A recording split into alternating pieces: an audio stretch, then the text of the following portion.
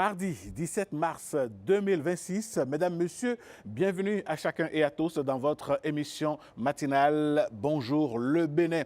Mesdames, Messieurs, aujourd'hui nous parlons des associations et fondations dans notre pays. Depuis la nouvelle loi qui les encadre, qu'est-ce qui change désormais? Quelle est la nouvelle donne pour ces organisations qui, pour la plupart, sont dans l'humanitaire et dans le social? On en parlera avec un invité sur ce plateau. Mesdames et messieurs, longtemps porté orange par les femmes comme objet de séduction et objet intime, les perles font leur entrée dans la mode. Oui, accessoires de mode aujourd'hui avec des artisanes qui en deviennent des expertes. Mesdames, Messieurs, nous recevrons dans cette émission pour vous une dame qui a consacré pratiquement sa vie aux perles. Elle la manie, sinon elle les manie dans toutes les dimensions. Ce sera le portrait du jour avec Ghislaine Bamidele Adimi. Amis téléspectateurs, il y a quelques semaines, certains produits ont été retirés du marché béninois. Quel devrait être désormais le comportement et l'attitude à adopter par les consommateurs? Cette préoccupation est au centre de la chronique santé de ce jour avec Christelle Ediacho Tongoro. Voilà les points saillants de cette émission de ce jour, dont l'acte premier est bel et bien l'information, et ça va être le bulletin avec Génial Afouda Monsi Agboka.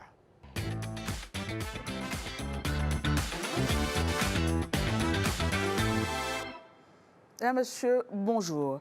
On parle accès à l'eau potable pour ouvrir ce bulletin. Depuis 2016, d'importants investissements sont engagés pour améliorer la desserte et réduire les inégalités entre les localités. Alors, en 10 ans, quel bilan peut-on faire en termes d'accès à l'eau potable au Bénin? Réponse dans ce reportage signé Jennifer Sativi.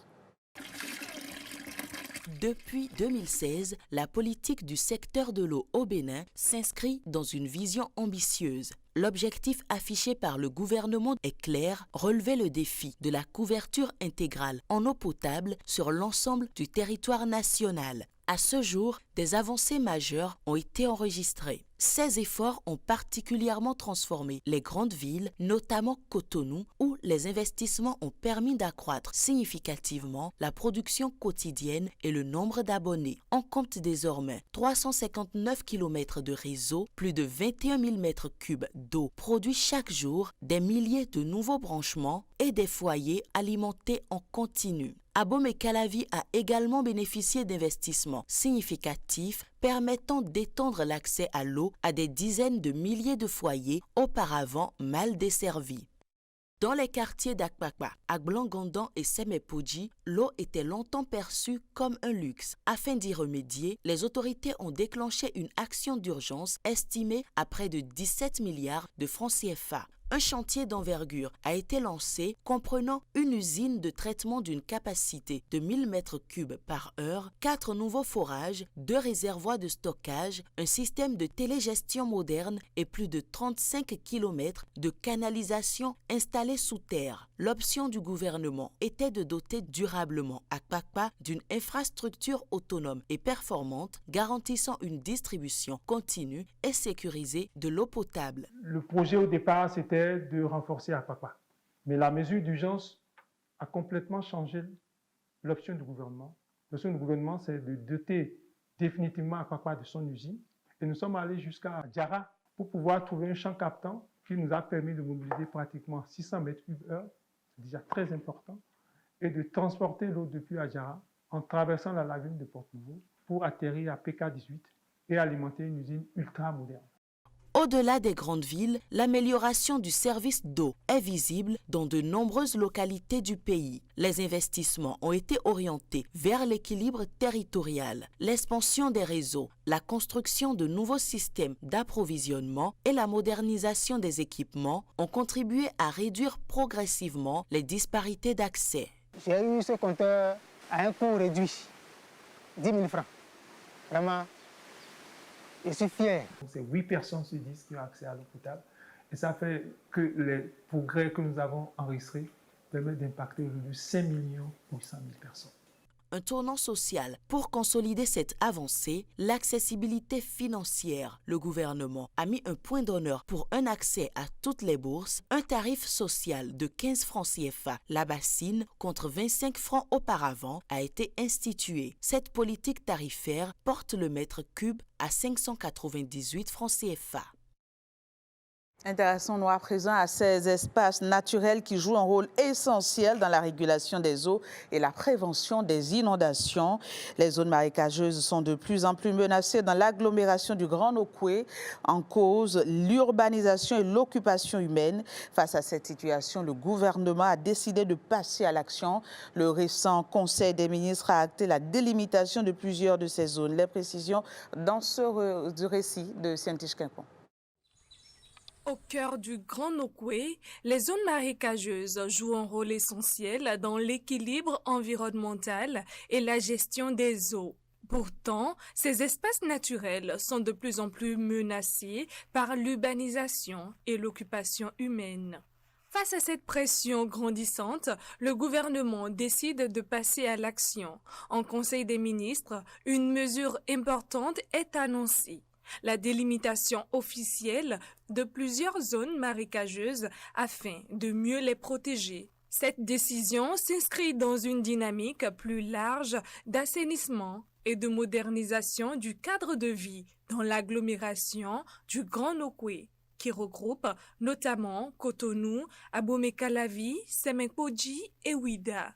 Ces zones humides, véritables réservoirs naturels, participent à la régulation des eaux et contribuent à limiter les risques d'inondation dans les grandes villes du sud du pays. Avec cette opération de délimitation, l'objectif est double: préserver les écosystèmes aquatiques tout en réduisant les impacts des crues et des fortes pluies sur les populations. Cette initiative vient ainsi renforcer les actions déjà engagées dans le cadre des grands projets d'assainissement pluvial et d'aménagement urbain. Une étape importante donc pour la préservation de ces espaces sensibles dans une agglomération du Grand Nokoué en pleine expansion démographique et urbaine. Il est aujourd'hui le plus important bailleur de fonds pour les projets liés à la protection de la biodiversité. Le Fonds mondial pour l'environnement constitue une source considérable de financement et d'expertise technique pour bien de pays africains. Bien de projets se retrouvent non éligibles, une donne qui va bientôt changer pour le Bénin et le Togo. Un atelier régional de 4 jours a réuni à Ouida les cadres des ministères sectoriels de ces deux pays sur initiative de l'autorité du bassin du Mono. Amandine Anyamboso, disais-je, et Bernard Djogwe pour le point. Face aux défis environnementaux, les pays en développement sont confrontés au manque de financement. L'accès à ces ressources étant souvent limité en raison des exigences liées à la formulation des projets. Pour y remédier, des cadres techniques des ministères sectoriels, des organisations de la société civile et des représentants des collectivités territoriales du Bénin et du Togo ont été formés à la conception de projets éligibles au Fonds pour l'environnement mondial. Tous les acteurs ne sont pas informés de ces mécanismes-là, ce qui fait qu'on n'arrive pas à capter suffisamment ces ressources pour implémenter les projets sur les territoires. Il est donc pour nous important de montrer en amont ces mécanismes afin que aussi bien les États que les agences de mise en œuvre de ces fonds puissent anticiper, se préparer en concertation avec les États pour les accompagner à pouvoir accéder à ces fonds. Désormais, les participants disposent des bases nécessaires pour mieux maîtriser le cycle de formulation des projets. Là où nous sommes aujourd'hui, nous sommes vraiment certains que nous pouvons déjà commencer par écrire des notes conceptuelles. Et la formation nous a vraiment donné de meilleures idées par rapport à nos projets futurs, par rapport au financement de nos États et de nos activités sur le terrain. Ces acteurs ainsi outillés pourront mieux identifier et concevoir des projets susceptibles de mobiliser des financements pour la conservation de la biodiversité et l'amélioration des moyens d'existence des populations. Le président du Conseil économique et social s'est rendu ce lundi au cabinet du président de l'Assemblée nationale, Joseph Djogbenou. Les échanges de cette audience ont porté sur les questions communes aux deux institutions. Je vous propose à présent d'écouter le président du CES à la fin de la dite audience. Je suis venu pour saisir la balle au bond sur des propos très profonds qu'il a pu tenir lors du FONACES, le Forum national du Conseil économique et social, qui était donc que le Conseil économique et social était sur le chemin de l'Assemblée nationale, comme l'Assemblée nationale était sur le chemin du CES, ce qui veut dire que nous allons travailler main dans la main avant les lois et après les lois. Nous sommes dans une dynamique commune de réactivité, de proactivité, mais également d'activité assez rapide pour pouvoir servir la République. Donc très vite, dans les jours qui viennent, nous allons organiser nos équipes pour définir ensemble les modes opératoires qui nous permettraient de réagir vite à chaque fois que de besoin pour l'Assemblée nationale et pour le Conseil économique et social. Diplomatie au CES, l'ambassadeur du Royaume des Pays-Bas après le Bénin était l'hôte de l'institution. Toujours dans la matinée de ce lundi, le diplomate a passé à la loupe les différents domaines de coopération avec le Bénin. Cette initiative permet au Conseil d'être mieux informé afin de mieux jouer leur rôle de recommandation auprès des pouvoirs décisionnels. Lénaïka Agbazaou jusqu'à Akouy. C'est une plénière pas comme les autres, ici au Conseil économique et social. Face aux conseillers de l'institution, le patron de la chancellerie néerlandaise au Bénin. La démarche vise, en exposant les axes prioritaires de la coopération entre le Bénin et le Royaume des Pays-Bas, à les fouetter davantage. Les Pays-Bas sont un partenaire depuis des décennies de Bénin, originaire dans la coopération, surtout dans le domaine de eau, santé et sécurité alimentaire. Le défi qu'on fait maintenant avec le gouvernement béninois, le Conseil économique et social, est de lier les trois thèmes avec nos intérêts communs. Le CES rénové se veut plus dynamique et plus pragmatique en s'activant sur des chantiers d'intérêt pour les populations béninoises. Nous nous sommes autosaisis de ce sujet et nous avons constaté qu'il y avait beaucoup de choses à révéler, beaucoup de choses à mieux comprendre. Et on a compris qu'il était mieux de parler directement avec ce partenaire-là, comme nous aurons l'occasion de le faire avec d'autres. Ces échanges vont contribuer à l'amélioration de la qualité des avis et recommandations du CES qui se veut un trait d'union entre les populations et les décideurs.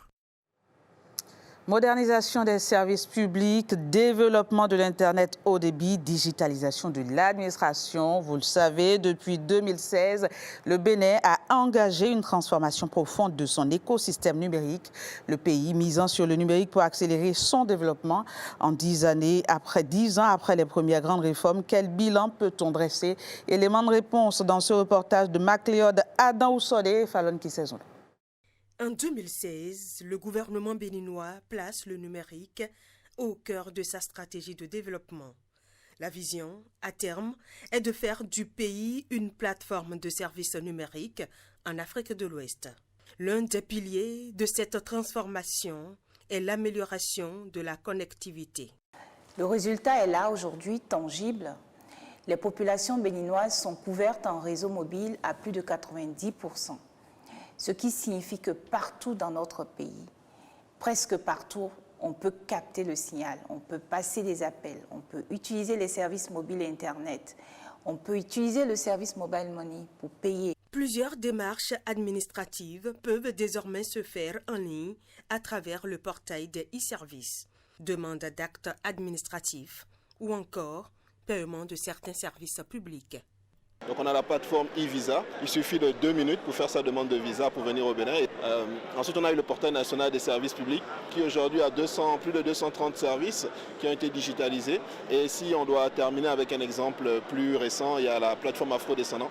Sur le parcours des 10 dernières années, nous sommes passés d'une administration essentiellement en papier administration intelligente. Des réalisations concrètes qui améliorent aujourd'hui le quotidien des populations. Quand j'étais en deuxième année, là, je devrais payer ma contribution. Or, j'avais des compositions la semaine qui suit.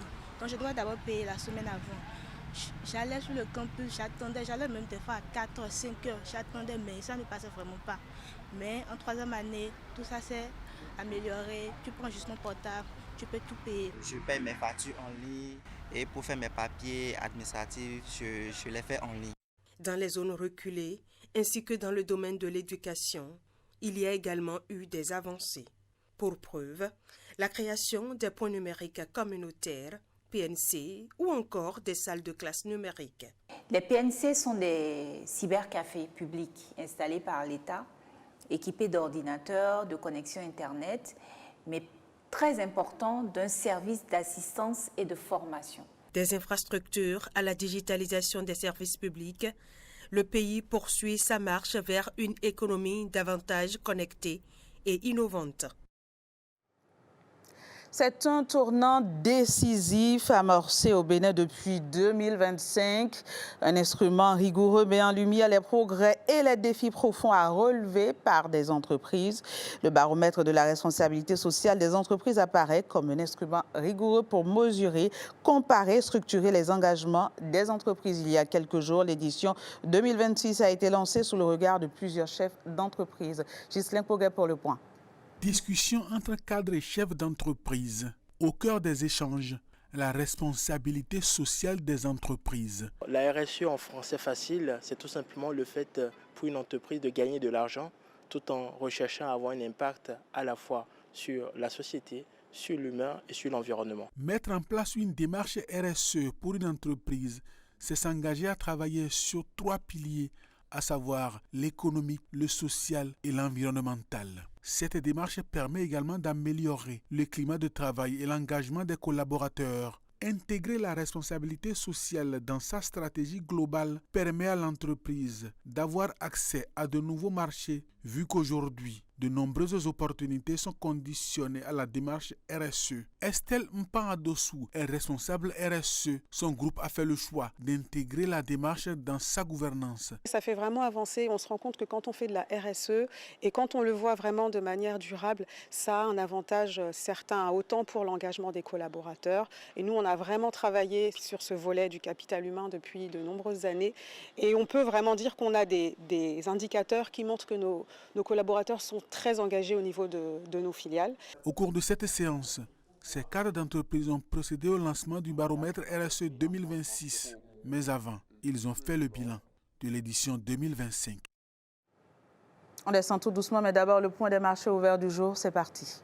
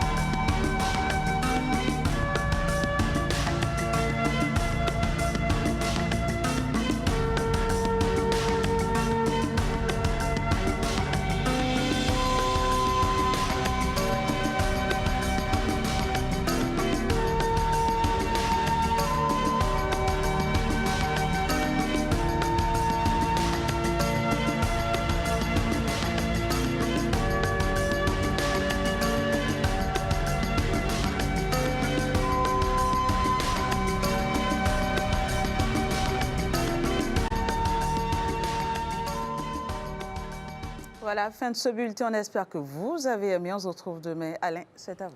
Merci, Général Afouda Mossi Aboka. Je vous souhaite une bonne journée aussi. Merci, bonne suite. Merci.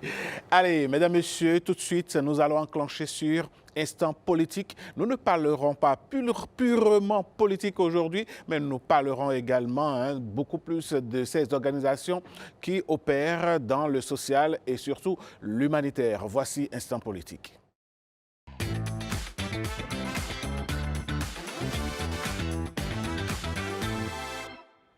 Reposant toutes pratiquement sur la loi 1901 d'obédience française, aujourd'hui au Bénin, les associations et fondations connaissent une mutation. Mutation due à la nouvelle loi qui les encadre désormais dans notre pays. De quoi s'agit-il? Toutes les associations sont-elles concernées et quelle est la démarche à adopter aujourd'hui par ONG, associations, fondations pour s'en sortir et surtout rester en règle vis-à-vis de l'État béninois? On en parle avec un expert en gouvernance et leadership des organisations, M. Alessandre Alovokmeou. Bonjour. Bonjour, monsieur le journaliste. Merci d'avoir accepté notre invitation. Merci, merci à vous aussi. Alors, dites-nous, les associations et fondations en République du Bénin, quelle était, disons, leur histoire et elles étaient sujettes à quel cadre avant?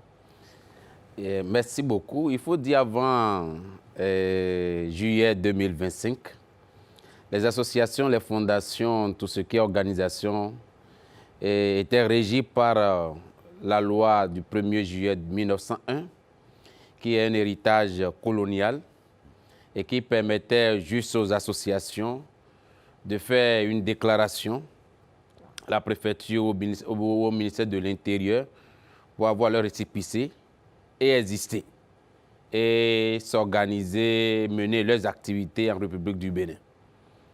Donc, c'est un peu la loi qui encadrait cela depuis 1901.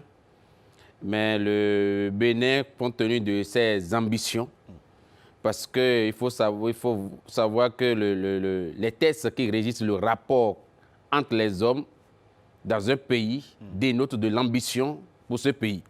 Et compte tenu des ambitions de notre pays, il était important au fait aux législateurs et aux gouvernants de voir, compte tenu de nos contextes et de là où nous voulons projeter notre pays, de nous organiser autrement et de limiter les risques en termes de rapport entre les hommes pour mieux gérer la cité. Vous savez, les organisations de la société civile, les ONG, les fondations sont des contrats entre les hommes, les femmes, au niveau national ou international, qui ont des objectifs bien précis et de porter assistance ou secours à telle ou telle personne de la société ou de créer des fonds pour aider la population. Non seulement pour continuer, c'est comme une délégation de service public pour continuer l'œuvre ou ce que l'État ne peut pas véritablement faire. Et ces organisations jouent ce rôle en se mettant ensemble. Donc, avant le vote de la loi en juillet passé, chaque organisation, il suffit d'avoir le récépissé, d'avoir le journal officiel, et pour s'organiser sans obligation de reddition de comptes et sans obligation de déclarer qui est le dirigeant, qui fait quoi, quand et comment. Sans renouvellement de bureau. Donc, on peut être président pendant 40 ans, pendant 50 ans, et puis ça ne dit rien, sans organiser l'Assemblée générale, sans... Au fait, on évoluait dans l'informel et d'une manière, d'une autre, et puis le président n'a pas l'obligation de compte rendu, n'a pas de redevabilité envers ses membres, ni envers les bénéficiaires. Et donc, nous étions dans cette situation. Et vous voyez, il y a beaucoup de translations aussi qui se passaient. Donc, on ne maîtrisait pas véritablement les financements qui donnent. Et ça, c'est à quoi dans le pays? Or, nous sommes confrontés à de l'extrémisme, à beaucoup de réalités. Et il est important de maîtriser les financements de la nouvelle loi de juillet dernier. Alors, dites-moi, M. Alovokmeou, quels sont les grands traits de cette nouvelle loi qui encadre désormais l'existence et la vie des associations et fondations en République du Bénin? Merci beaucoup. Il faut dire que la nouvelle loi clarifie clairement ce qu'on appelle association des hommes, ce qu'on appelle fondation. Et donc, cette nouvelle loi organise et définit clairement ce que chacun doit faire. Cette nouvelle loi aussi crée un registre électronique sur lequel chaque organisation désormais doit se déclarer pour qu'on sache dans le pays et qui fait quoi, quand et comment. Cette loi aussi donne les obligations aux organes dirigeants de se déclarer et de déclarer non seulement les organes dirigeants, mais de déclarer ceux qui dirigent ces organes. Cette nouvelle loi aussi a l'innovation par son décret, les décrets d'application pris en octobre de 2025, de rendre obligatoire des mentions et dans vos tests, dans les tests et statuts, on rend obligatoire des mentions pour que, à travers vos statuts, à travers votre règlement, on doit savoir véritablement un certain nombre d'éléments. On ne peut plus avoir une organisation virtuelle ou bien dans le sac, mais vous devez avoir un siège physique qu'on peut identifier. On doit savoir qui dirige ces organisations effectivement. Est-ce que les objectifs que vous vous êtes fixés, vos missions, sont clairement définis? Est-ce que c'est conforme à ce que vous faites dans la réalité sur le terrain? Lorsqu'il y a des modifications au niveau de vos statuts ou bien dans le fonctionnement, est-ce que cela est déclaré? Et il y a l'obligation aussi de compte rendu. Et les organisations doivent être apolitiques. Ils ne doivent pas s'immiscer, ils ne doivent pas s'immiscer dans, dans tout ce qui est activité politique.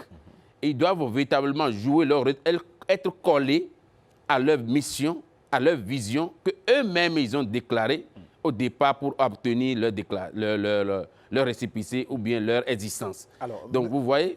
Monsieur Alova-Pinhou, oui. Quand l'État décide d'avoir un regard sérieux, pointu, voire permanent sur ces organisations, qu'est-ce qui change désormais dans leur existence? Vous savez, ce qui change dans l'existence de ces organisations, c'est la bonne gouvernance. C'est la gouvernance à l'intérieur. Parce que vous voyez, avant cette loi, il y avait déjà un référentiel au niveau de l'OADA qui imposait aux organisations non gouvernementales de la manière à laquelle ils doivent véritablement faire leur état financier. Donc cela voudrait dire que... On en arrive là. Donc cela voudrait dire que les organisations non gouvernementales doivent désormais produire un état financier. Ça voudrait dire que ce référentiel avait déjà exigé que chaque organisation devait faire un état financier, avoir un registre des donateurs côté paraffé et vous devez pouvoir...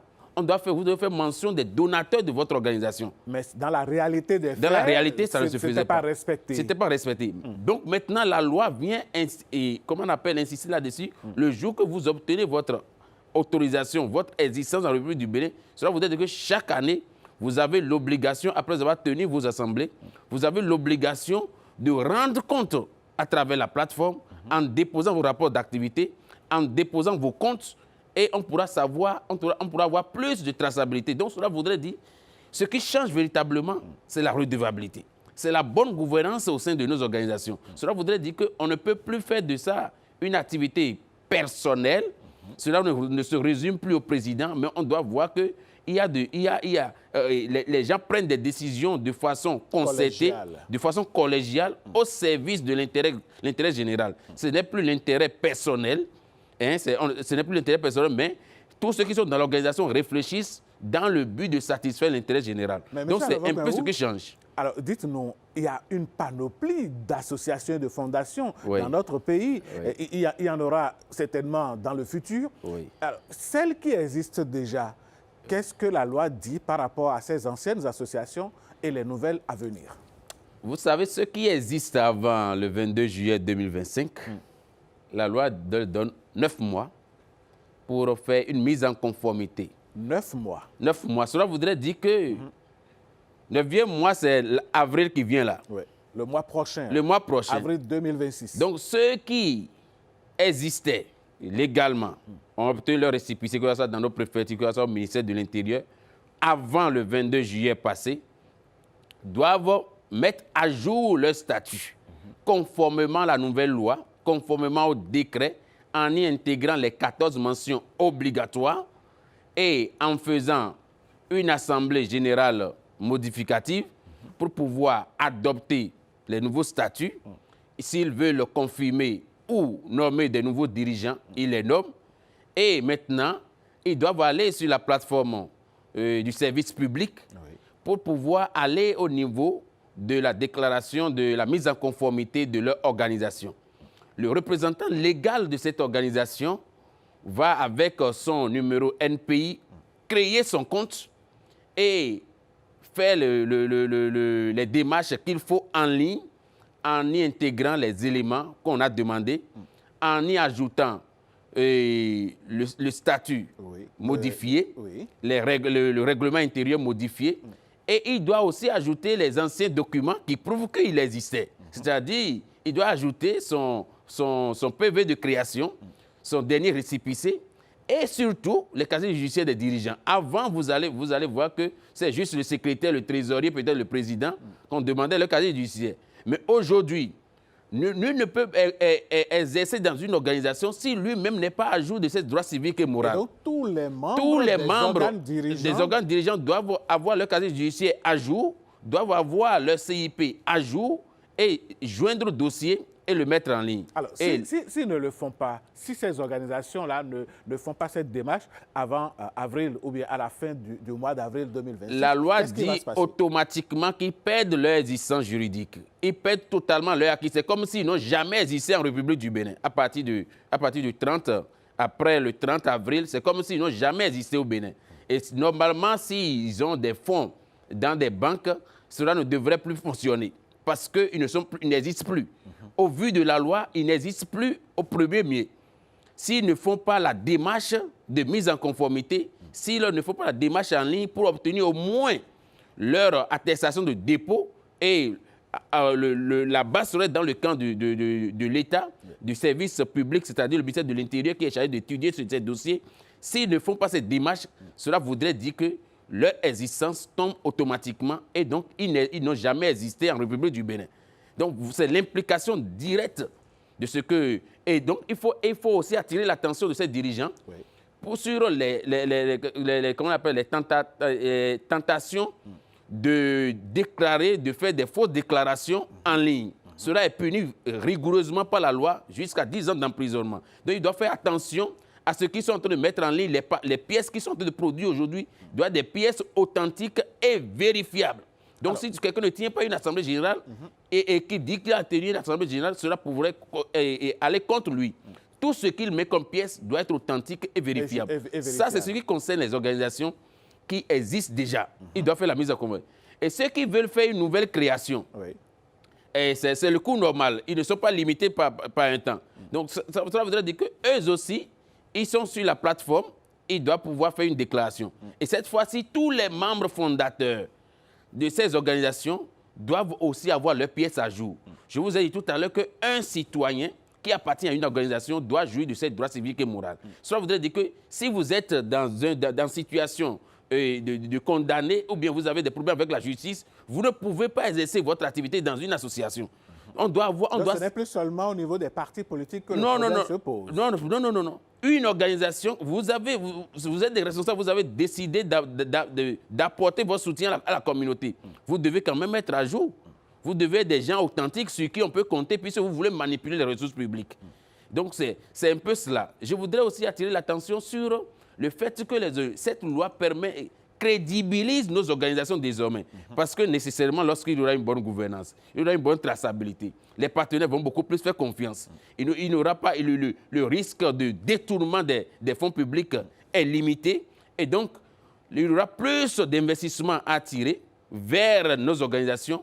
Et ces organisations pourront apporter beaucoup plus d'assistance à nos communautés. Alors, M. Alovok-Mehou, je voudrais savoir quelque chose. À l'avènement de cette loi en juillet 2025, certaines personnes se sont dit, mais qu'est-ce que l'État a à aller fouiner dans tout ce qui est organisation, association? Et quand on parle d'organisation et association, il y a aussi les religions qui sont concernées. Bien sûr. Alors, qu'est-ce qui motive l'État à aller fouiner un peu dans ce monde-là? Vous savez, je vous ai dit au départ qu'une association, c'est un contrat entre les hommes. Et l'État doit veiller à l'ordre public.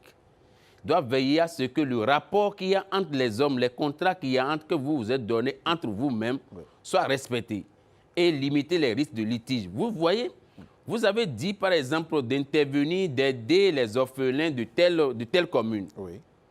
Et à cause de la mauvaise gouvernance de vos guégués, vous avez habitué la population à un certain nombre de choses. Vous recevez des financements sérieux. Vous avez même reçu des financements au niveau de l'État. Mais la mauvaise gouvernance fait que cette organisation ferme du jour au lendemain. Vous mettez... les orphelins n'ont pas été pris en compte. Vous ne faites pas les activités. Alors que vous avez reçu une autorisation. Oui. Du jour au lendemain, ces orphelins tombent dans une précarité encore plus grave. Donc cela voudrait dire que l'État doit anticiper sur le fait que vous avez reçu une autorisation pour faire un travail. On doit veiller à ce que cela soit fait dans les règles de l'art et assurer la pérennité de votre activité. Parce que votre organisation, vous avez dit que c'est une durée illimitée. Donc, quand c'est une organisation à durée illimitée, cela ne doit pas être limité à la vie des dirigeants. Mais c'est pour toujours. Donc, cela voudrait dire que quand l'État décide de veiller à ce que le rapport qui existe entre les hommes soit, il y ait une transparence et que les acteurs eux-mêmes gèrent l'organisation en toute autonomie, mais ce qu'eux-mêmes, ils se sont dit, nous sommes entendus pour satisfaire la population, l'État veille à ce que vous respectez ce que vous avez dit. Ce n'est pas que l'État veut vous dire ce qu'il a fait, mais ce que vous avez déclaré que je veux faire, on veut juste s'assurer que vous le faites bien. De le faire. C'est tout. D'accord. Alors, monsieur Alessandre Alavok-Peou, je rappelle que vous êtes un expert en gouvernance et leadership des organisations. Et ce matin, nous parlons justement de ces organisations dans notre pays. Oui.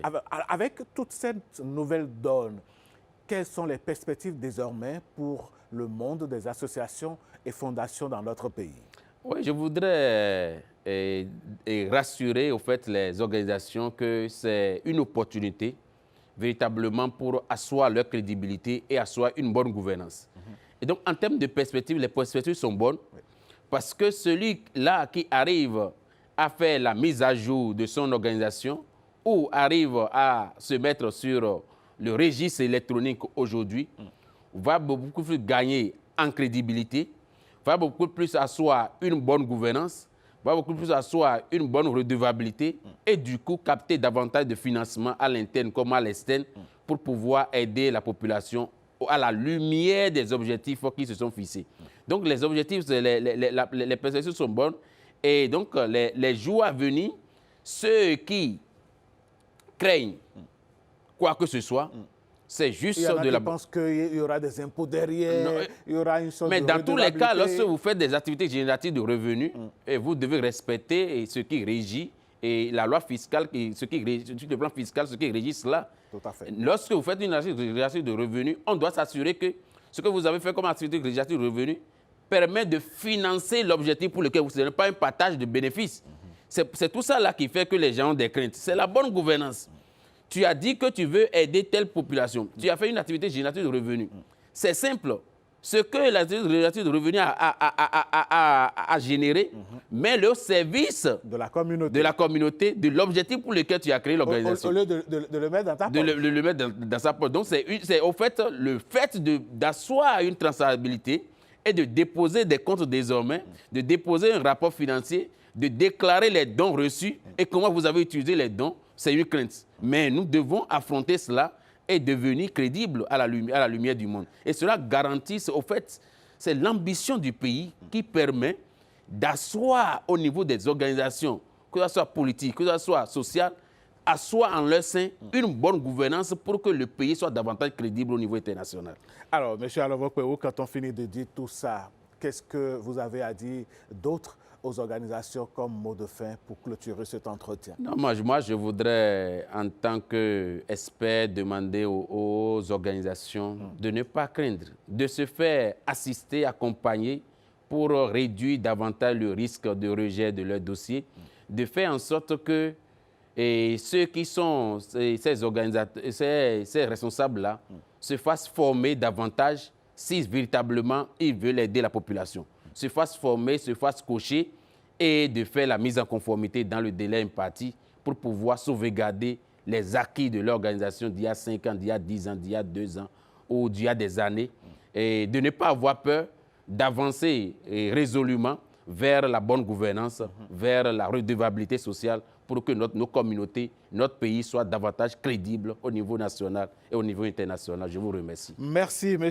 Alessandre Alovo-Kmeo, pour tous ces éclairages relatifs aux associations et fondations en République du Bénin. Désormais, vous savez ce qu'il faut faire. Vous avez jusqu'à fin avril pour vous mettre à jour si vous êtes responsable et dirigeant, initiateur d'associations ou de fondations en République du Bénin. Monsieur Alovo-Kmeo, je rappelle que vous étiez sur ce plateau donc en tant qu'expert en gouvernance et leadership des organisations. Comme je le dis toujours à tous nos invités, ici c'est chez vous. Revenez quand vous voulez. Avec plaisir. Merci beaucoup. Merci. Allez, mesdames, messieurs, nous allons marquer une pause et vous revenir dans un instant.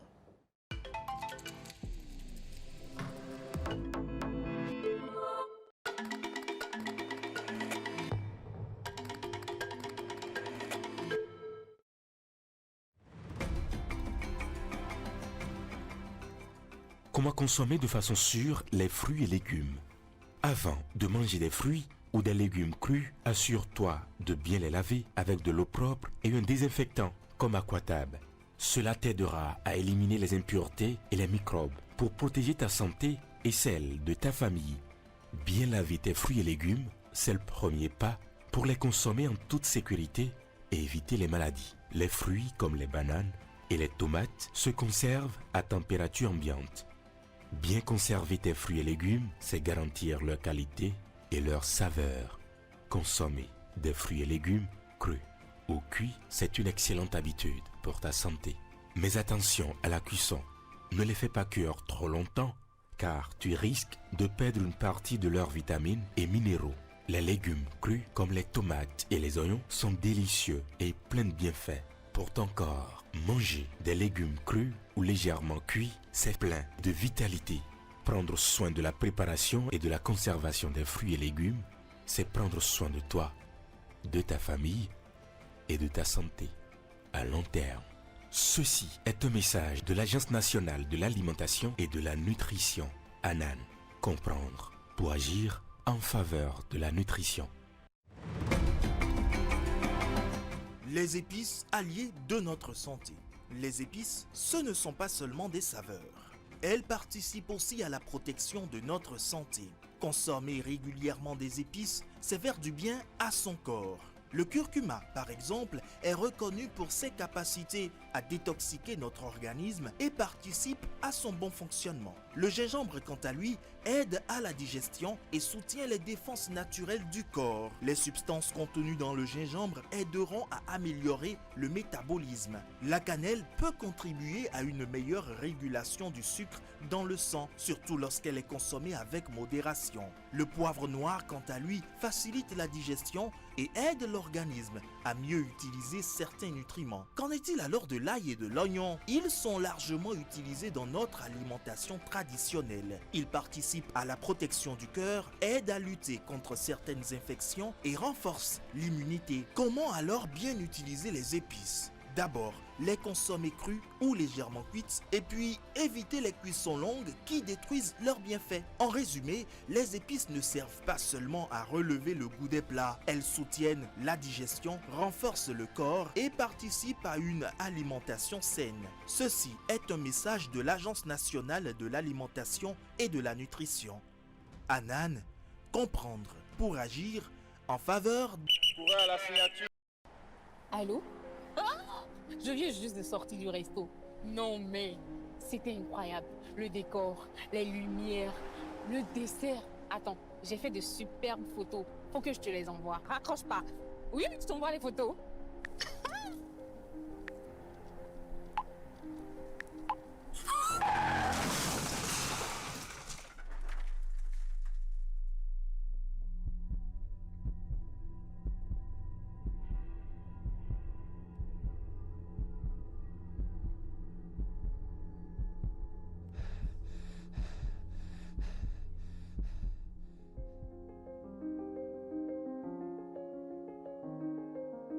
Ensemble disons oui au port de casque, stop à l'excès de vitesse, à la distraction au volant et à l'alcool avant le volant.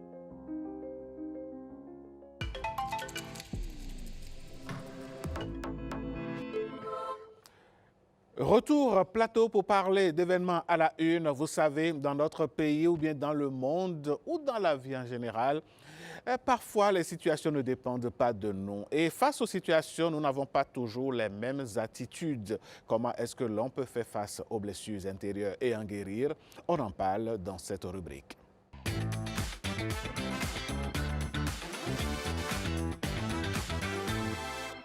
À mes côtés, c'est bel et bien Bamidele Ghislaine Ademi. Bonjour. Oui, Alain. Un instant, je cherchais ma paix intérieure. Bonjour, Alain. Je vous donne la paix, Ghislaine. Bonjour. Ça va, vous l'avez retrouvé? Ben, je pense que oui. Je viens de revenir parmi les vivants. Là. Ah ouais. Vous êtes vivante et vous serez toujours vivante. Bonjour, le Bénin. Alain, comment ça va? Ça va super bien. Ce matin, vous avez décidé de me parler de blessures intérieures. Blessures intérieures, dans la quête de la paix intérieure. Et c'est ce que je faisais tout à l'heure en prenant juste une petite inspiration.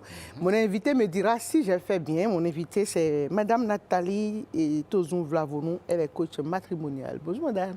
Bonjour, Madame la journaliste. Tout à l'heure, je me concentrais, j'essayais de chercher la paix intérieure. Est-ce que c'est un bon geste? Très bon geste. Ah là là, tu vois, allez. Très bon geste. J'irai à votre école, ma chère Mamie. Il faut faire comme moi désormais. Allez. Oui. Madame Nathalie Tozon, avec vous ce matin, nous allons bien sûr parler de comment guérir des blessures intérieures et être en paix avec soi-même. Pourquoi d'abord guérir de blessures intérieures? Merci. Reconnaissons que nous sommes dans un monde de stress. Et chacun est chargé d'une manière ou d'une autre.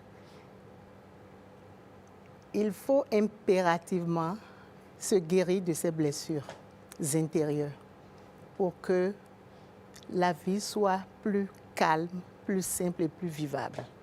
Qu'est-ce qu'on peut déjà même considérer comme blessures intérieures? Très bien. Les blessures intérieures sont provoquées par les expériences de la vie qui nous laisse des blessures. Je vais te donner des exemples. Allez-y. Je donne mon propre exemple. Sans être guérie de mes blessures intérieures, je ne serais pas devant vous ici pour parler. D'accord. Il y a de cela des années, je ne peux pas ouvrir ma bouche pour dire un seul mot sans couler les larmes. Ah oui? Ah oui. Tout le monde en souffre, mais chacun développe de manière différente, vous voyez? Donc, il y a des propos qui blessent ce que nos parents nous disaient. Il y a des situations de la vie. Il y a des rejets. Il y a beaucoup de choses qui laissent ces blessures qui nous rendent malades toute notre vie. Alors, mais Madame Tozon, moi, j'ai bien envie de vous poser cette question. On nous invite généralement à être forts, à être résilients, à ne pas laisser transparaître nos émotions, à ne pas pleurer. Et il faut que nous soyons ce soldat qui fait face à la vie tous les jours, en oubliant totalement et en effaçant ipso facto notre sensibilité interne. Alors, entre ces deux attitudes, qu'est-ce qu'il faut faire? En réalité, c'est cette perfection que nous cherchons tous qui nous rend malades. C'est ça qui crée les blessures intérieures. C'est ça qui crée les blessures. Et chacun a sa capacité, chacun a sa force et ses faiblesses. Nous sommes tous des êtres, je dirais, devant Dieu, nous sommes uniques, je dirais ça. Chaque personne est unique. Très bien. Mais en réalité, devant Dieu, nous sommes égaux. Nous sommes égaux, mais en réalité, nous sommes uniques. Ah d'accord, c'est ce que vous vouliez signifier plus tôt. Très bien. Donc, en voulant chercher la perfection tout le temps, on se rend malade. Ce que l'autre peut faire en 10 minutes, une autre personne peut prendre 30 minutes pour le faire. Et ça, donc, il faut être en mesure de le comprendre. Très bien. C'est pour comprendre d'abord l'origine de ces blessures. Vous comprenez? Il faut comprendre d'abord l'origine. Il faut les accepter.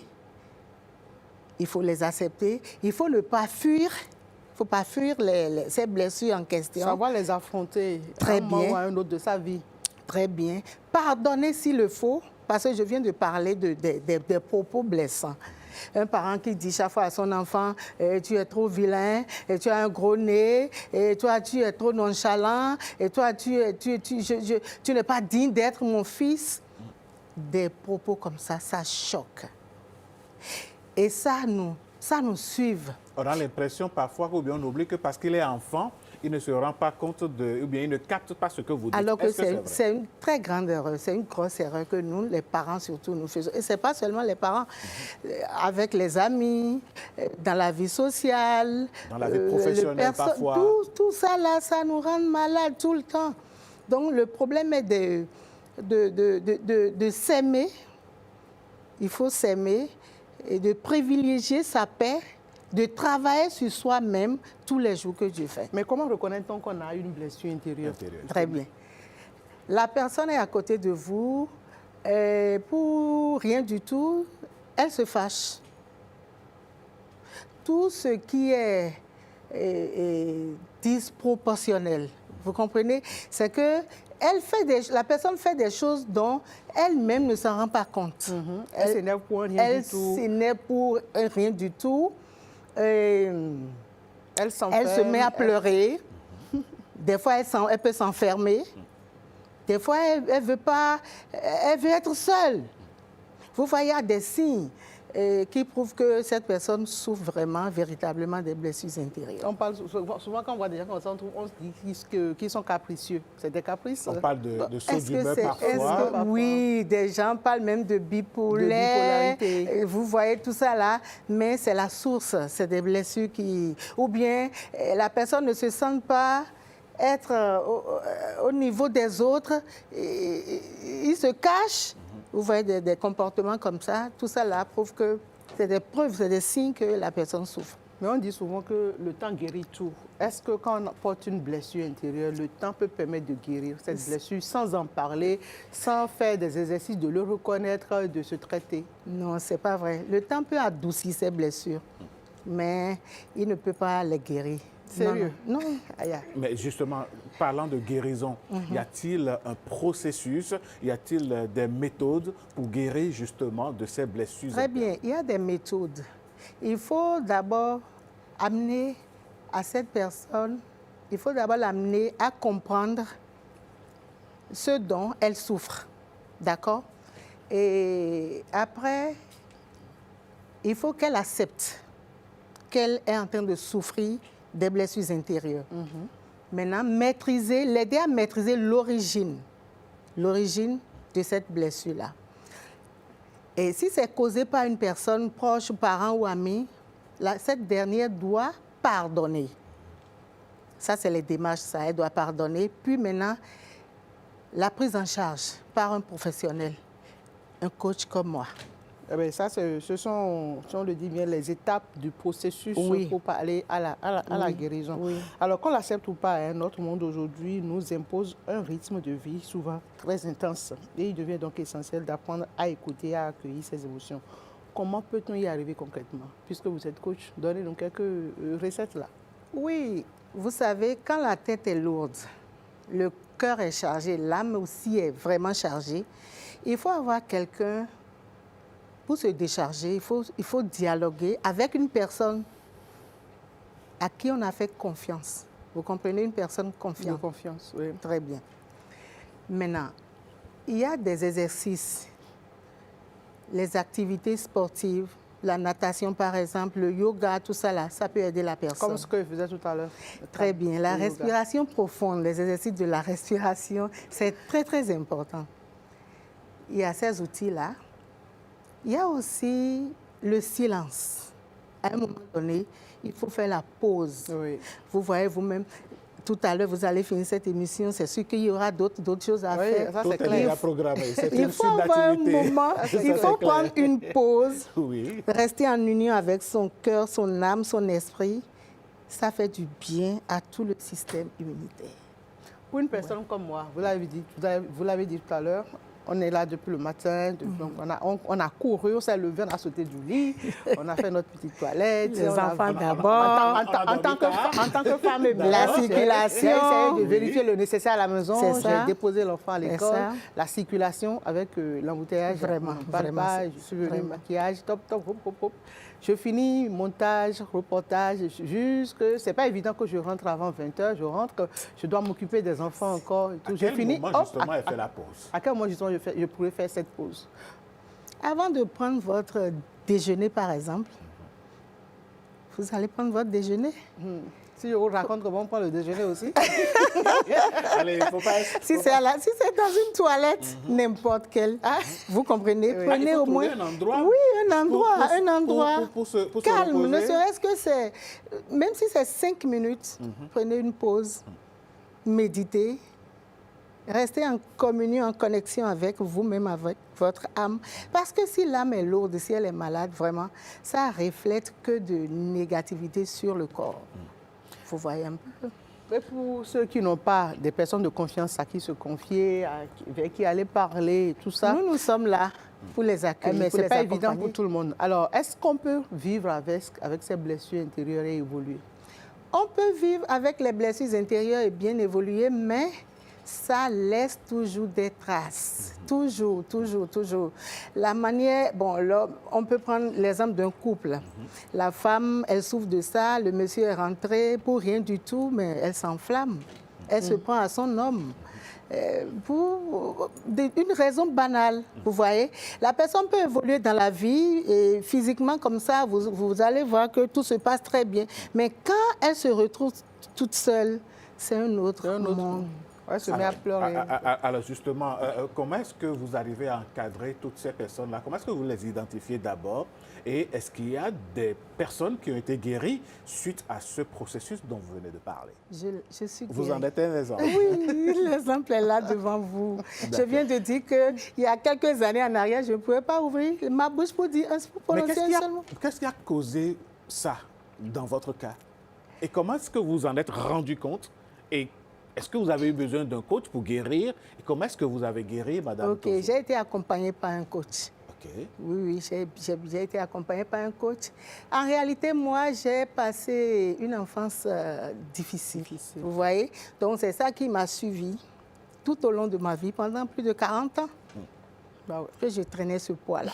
Et le samedi prochain, vous avez décidé d'ôter ce poids sur... Oui, de décharger ces femmes-là. Comment est-ce que ça va se passer? OK. Le samedi 21 prochain, à GLS Hôtel, Calaville, non loin du supermarché Dupont, le séminaire va commencer à partir de 10h pour terminer à 14h. Et je promets à ces dames qui seront là, parce que quoi qu'on dise, c'est les femmes qui sont plus vulnérables. Que si vous permettez de le dire, oui, qu'il y a des hommes qui sont vulnérables trop de aussi. charges, Madame la journaliste, vous allez dire le contraire. Je suis totalement d'accord avec vous. C'est pour aussi. Mais dans le même temps, je reconnais qu'il y a de ces hommes qui portent de ces charges. Et qui, bon, les hommes, ils ont l'ego, ils ne veulent pas reconnaître qu'ils ont cette faiblesse. Et ça les tue. Ça les tue petitement. Donc je pense que c'est l'occasion de les appeler. Nous parlons beaucoup. Les femmes parlent. De les appeler, de leur faire comprendre qu'il faut qu'ils s'apaisent. Mais les hommes, on a toujours demandé aux hommes d'être le plus fort, de ne pas pleurer. Laissez vos égos de côté, discuter, parler, même si nous n'avons pas la solution pour vous. Il faut qu'on apprenne aux hommes que pleurer, ce n'est pas une faiblesse. Oui, vraiment. Non, on va recentrer. Non, ne vous en faites pas. Ça guérit. Non, il faut qu'on recentre le débat. Il faut pleurer quand il le faut. Non, mais écoutez, madame, est-ce que c'est une question, Ghislaine Bamidele, une question d'ego? Je pense que, est-ce que quelque part, ce n'est pas parce que la société met l'homme toujours en avant, c'est lui qui subit toutes les pressions et on lui demande de ne pas les exploiter. C'est l'éducation de la base. On est d'accord. Oui, on dit ça, nous glébé, nous non. On est d'accord. Et madame ne va pas me contredire si je dis qu'on doit dépasser ça aujourd'hui. Vraiment. La société a tellement évolué que l'homme a aussi besoin de cet apaisement. Ils ont des charges, vraiment. Voilà. Et je leur dis chapeau. Les hommes conscients, vraiment. Les hommes conscients. Et il faut leur dire, il faut leur avouer, on aime les hommes qui avouent leur faiblesse. faiblesses, en fait. Vraiment. On les aime. Et nous vous Monsieur, portons, on aime avoir nous vous portons, nous vous on aime soutenons. avoir notre femme, vous reconnaître qu'un jour, écoute, là, je suis dépassée. On passe la petite caresse sur la tête. Il se dit des choses ce matin sur ce plateau. Voilà. Donc, laissez pleurer, on est là, on va vous consoler. Oui. On va se consoler mutuellement. Mais après, il ne faut pas verser des larmes de crocodile non, pas du tout. Pas du tout. Voilà. Quand on dit de pleurer, c'est d'avouer ses faiblesses, avoir comment on dit, l'humilité de dire à sa compagne ou à une autre personne, là, je suis dépassée. J'ai tel problème, j'ai besoin d'aide, j'ai besoin d'accompagnement. Ça ne tue pas, ça guérit plus. Ça guérit, madame. Ça guérit. Ça guérit. Alors, donc, je disais, le samedi prochain, à l'hôtel GLS, situé non loin du supermarché Dupont, à Conville, se tiendra ce séminaire de guérison, je dirais de guérison, dont j'invite toutes les femmes, quel que soit leur poids de blessure, elles ne vont pas repartir chargées. Elles seront guéries. Elles seront guéries. Et c'est en guérissant de l'intérieur qu'on est en paix avec soi. Vraiment. Si le cœur est guéri à l'intérieur, la vie devient belle. La vie devient rose. Elle devient toute belle et puis remplie de couleurs. Facile à vivre. Allez, merci beaucoup, Madame Tozo. Merci à vous aussi. Si, en ce moment précis, un téléspectateur ou une téléspectatrice est en train de nous suivre et a ce problème de blessure intérieure, est-ce que vous avez un message pour ce type de personnes? Je voudrais que vous regardiez dans la caméra qui est devant vous et que vous leur passez ce message. D'accord. Je dirais à tous ceux qui nous suivent et qui portaient cette charge des blessures intérieures de ne pas rester focus sur eux-mêmes. Il y a des outils, nous avons des outils pour les accompagner et ils seront guéris totalement. Et spécialement pour le programme du samedi 21 prochain qui se tiendra à l'hôtel GLS, non loin du supermarché Dupont. Ils n'ont qu'à se manifester, s'inscrire massivement pour venir être soignés et une fois pour toujours, comme moi qui suis devant eux, je vous dis merci. Alors, madame, moi, je ne vais pas vous laisser partir de ce plateau sans vous demander quel a été l'apport et l'impact de votre époux dans votre processus de guérison. L'accompagnement est de taille. C'est lui mon premier coach. C'est bon. Je vais vous donner un exemple. Oui, dites-nous. Comme je suis une femme entrepreneur, je donne des formations aux apprenants. Donc, lors des remises de diplôme, j'ouvre ma bouche, c'est rien que les larmes. Oh là là. Ça me renvoie vers l'arrière. Ça me renvoie. Je pleurais. Et un jour, cette cérémonie s'organisait dans une église. Et à un moment donné, le prêtre était fâché. Il a dit, mais nous sommes venus pour célébrer les enfants, mais madame, si vous ne pouvez pas continuer, dégagez. On est venu pour un événement de joie. De joie. À partir de ce jour, j'ai pris la résolution de suivre le processus de guérison. Et mon mari était fâché, mais malgré ça, il m'avait soutenu et il a désigné un de nos personnels de continuer la cérémonie. J'étais descendue de l'estrade. Difficilement, les pieds vraiment lourds. Et j'ai commencé par prendre conscience. J'ai pris conscience de ce que je vis, parce que c'était vraiment plus lourd que moi. Et dans cette démarche-là, j'ai rencontré mon master coach, Joanne Fanon, que je salue ici. Qui était d'ailleurs très bien de ce séminaire. Et elle m'a prise en charge. Elle a commencé par travailler avec moi sur 6 mois. Et c'est le résultat qui est devant vous. Un très bon résultat, puisqu'aujourd'hui vous souriez, et que, voilà, vous êtes rayonnante et vous développez ceci sur les autres. Vraiment. On ne peut que saluer ça, et surtout votre événement qui est à la une, c'est le samedi prochain. Ghislaine, je crois qu'on va s'inscrire à l'école de Madame Tozo. C'est non loin de chez moi, je pense que je vais faire vous êtes à Calavi? Je suis à Calavi. Oh là là. D'accord. Vous serez la bienvenue. Merci beaucoup. Merci beaucoup. On sera ensemble samedi par la grâce de Dieu. Merci beaucoup. Merci d'être passé par ici. Merci. En tout cas, on a du plaisir à voir de ces rayonnants visages. Qu'est-ce que tu en dis? Non, mais je pense que c'est important. D'abord pour pour tous les Béninois. C'est d'abord important pour le pays parce que les dirigeants se battent, la population se bat à bâtir un pays où il fait bon vivre. Et ce n'est pas sans stress. Ce n'est pas sans souffrance et ce n'est pas sans grincement de dents. Vraiment, on a besoin de ces parcours pour voilà, se guérir, on a vraiment, besoin évoluer. Il faut des hommes mentalement bien debout et pour pouvoir accompagner tout ce que notre gouvernement actuel est en train de faire. Eh bien, voilà. Donc, merci beaucoup, Mme Tozoum. Merci, je vous remercie. Et à très vite, à tout le plateau. Merci. Bye bye. On va donc prendre congé de Mme Vlavonou qui va céder sa place à une autre invitée, puisque aujourd'hui, on dirait que c'est le plateau des femmes. Hein? Et oui, aujourd'hui, on parlera femmes, on parlera des choses de femmes, des activités de femmes. Mesdames, Messieurs, Ghislaine Adimi, on va tout de suite installer notre prochain invité. Ça va être dans la rubrique réussite.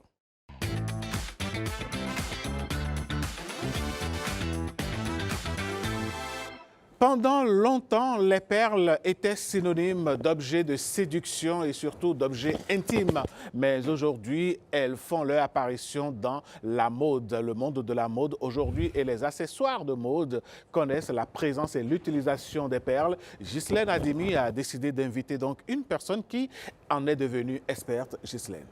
Merci beaucoup, Alain. Et celle que nous recevons vient de faire partie une entrepreneur du bien-être. Nous allons aussi recevoir une entrepreneur du bien-être également.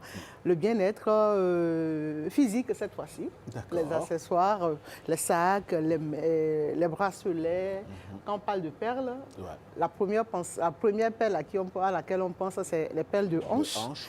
Notre invité va nous en parler. C'est Rabiatou Issifou Zimé. J'espère que j'ai bien prononcé le nom, madame Zimé. Comment vous allez? Ça va très bien. Le rendez-vous, on l'a raté plusieurs fois, mais aujourd'hui, voilà. Voilà, ça tient. L'heure de dire a toujours la meilleure, comme on le dit. Pourquoi pas? Parce qu'il faut dire que madame Zimé nous vient tout droit de Nati Tengou. Voilà, on en profite pour saluer tous nos amis, tous nos parents Natemba. Voilà. C'est l'occasion de dire que c'est vraiment le Bénin qui se réunit ici. Si le plateau ne se déplace pas vers l'intérieur se déplace vers le plateau. Donc, vous qui êtes encore à l'intérieur, pensez que vous pouvez venir ici, n'hésitez pas. Madame Rabiatou Issifou Zimé en est l'exemple. Madame Issifou Zimé, j'ai tout de suite envie de vous demander, mais pourquoi le perlage? Dans tout ce qu'il y a comme activité pour les femmes au Bénin et tout, c'est le perlage que vous avez choisi. Pourquoi avoir choisi entreprendre dans le perlage? Mais en attendant que Mme Zimé ne réponde à votre question, Ghislaine Bamidele Adimi, il faut dire qu'aujourd'hui, les perles dans notre pays constituent un secteur, carrément un autre domaine d'activité où des femmes s'investissent, à l'image de Mme Zimé Rabiat que nous recevons sur ce plateau, et vous lui posez justement la question de savoir pourquoi avoir opté, Mme Zimé, pour les perles. Les perles. Merci beaucoup, monsieur le journaliste. J'ai choisi de travailler avec les perles parce que c'est une passion pour moi. À travers les perles, je valorise notre culture. Je crée de la beauté. Et je valorise également l'artisanat. Et je montre que l'artisanat peut être une véritable source d'autonomisation et d'opportunités. Source d'autonomisation et d'opportunités. Oui. Est-ce à dire que vous, depuis que vous êtes dans le perlage, vous êtes devenu totalement autonome? Bien sûr que oui. Racontez-nous un peu votre parcours. Bon, j'ai commencé de zéro pour devenir héros aujourd'hui. Comme on le dit. Alors, racontez-nous l'histoire. Qu'est-ce qui s'est passé? Qu'est-ce qui a déclenché votre amour pour les perles? Bon, dès le bas âge, j'aime le bricolage. C'est un métier que j'ai aimé. Je suis appelée à le faire, d'ailleurs. C'est pourquoi je me retrouve aujourd'hui dans le perlage. D'accord. Oui. Et vous avez appris à le faire depuis quel âge? Vous êtes à quel niveau aujourd'hui? Ça fait combien d'années déjà que vous êtes dedans? Oh, depuis 13 ans. 13 ans. 13 ans? Oui. Wow. J'étais déjà maman de 2 enfants quand je me suis lancée dans ma formation. À 13 ans? Formée d'abord? Je me suis formée. D'accord. Depuis 13 ans? Bien sûr. Aujourd'hui, cette entreprise de perlage représente quoi pour vous? Donc, quand on parle d'entrepreneuriat et autres, l'entreprise de perlage représente quoi aujourd'hui pour Rabiat? L'entrepreneuriat représente pour moi aujourd'hui le courage de transformer une passion en opportunité. Alors, quelles sont les différentes, comment je vais dire, les différentes offres que vous donnez aux gens? Vous faites des sacs, vous faites des bracelets, vous faites des colliers, quoi d'autre avec les perles? Avec les perles, on fait le perlage sur habit. Beaucoup d'objets d'art en perles que nous fabriquons. Le perlage sur habit? Oui. Et vous faites le perlage sur les chaussures? Oui, bien sûr. Vous faites les colliers quand vous avez porté? C'est vous qui avez fait ce que vous avez porté? Oui, oui. Et vous avez choisi le blanc, rien que du blanc? Bon, à cause de ma tenue. D'accord. Oui. Donc, on le fait sur commande, mais vous vendez en masse? Non, je vends en masse. Alors, là, ce que j'ai porté comme ça aujourd'hui, là, je peux porter des perles dessus? Bien sûr. Vous en avez là à me proposer tout de suite? Oui.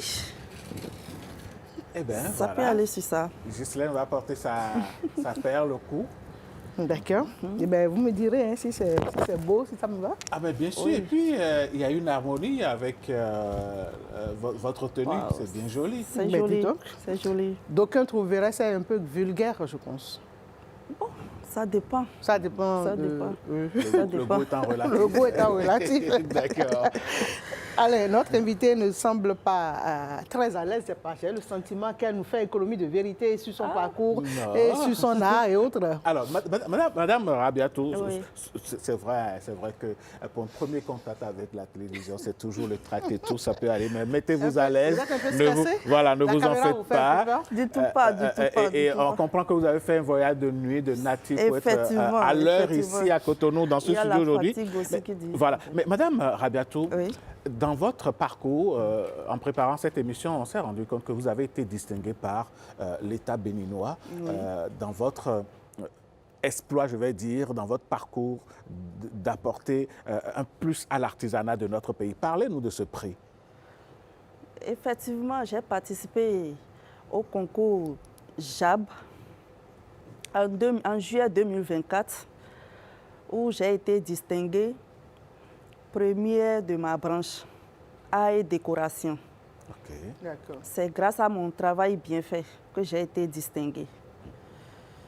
Aujourd'hui, est-ce que vous gardez votre expertise pour vous ou bien est-ce que vous partagez ceci autour de vous pour qu'il y ait d'autres personnes, d'autres béninoises et pourquoi pas qui vous emboîtent le pas? Je partage mes expériences avec tout le monde qui veut apprendre le métier des perles. Vous avez un centre de formation, c'est ça? Oui, bien sûr, à Nati. À Nati. Oui. À Nati. Oui, à Nati. Vous avez combien d'apprenants déjà comme ça? Au moins 3. 3.